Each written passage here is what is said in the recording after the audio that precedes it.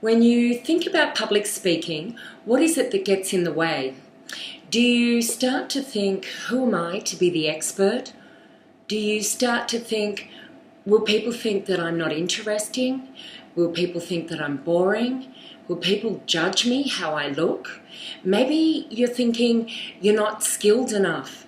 I mean, who are you to get up and talk about a topic? Who are you to act like the expert? Who to be the speaker?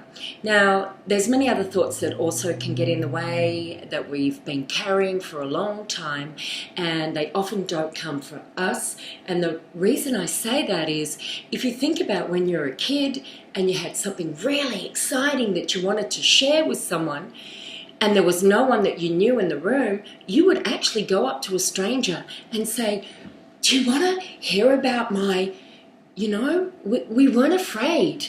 We just by default are not born afraid. Something has to have happened, or we have been taught to be afraid.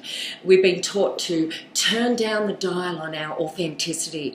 As kids, when we're raised, even though we have parents who mean well, they might say, come on, turn it down a bit.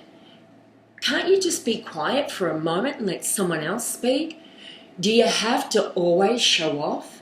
So we're getting this, and we grow up in a society where we got to be bold and be ourselves, and then all of a sudden we think, I better dial it down a bit. I don't want to outshine anyone, or I don't want to upset anyone, or maybe it's not acceptable here, and I certainly don't want to lose my job, or I don't want to lose people liking me or lose people.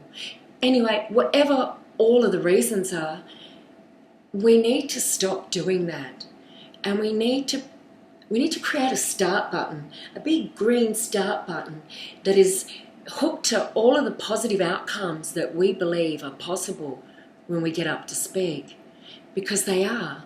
So what I mean by that is, if we start anchoring our beliefs in a positive light so that we can just ignore those other ones, beliefs such as, I have a really important message, and there are people who need to hear that message, exactly the same as it was important to me to hear someone else's message.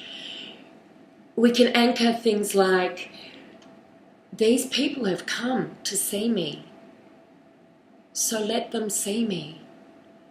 We can anchor beliefs such as, well, when I'm being vulnerable, or when I'm being real, and even if I am being a bit nervous, if I'm here in all of my honesty and integrity and an authenticity, giving my message as a gift to these people, surely they'll be forgiving. Surely there'll be someone in the audience that is actually transformed by my authenticity and honesty and my integrity and my ability to take my fear and do it anyway. So these are things that we can anchor to our start button to get us started. I want you to have the opportunity to create those beliefs and practice them. I want you to practice them on the stage in front of an audience.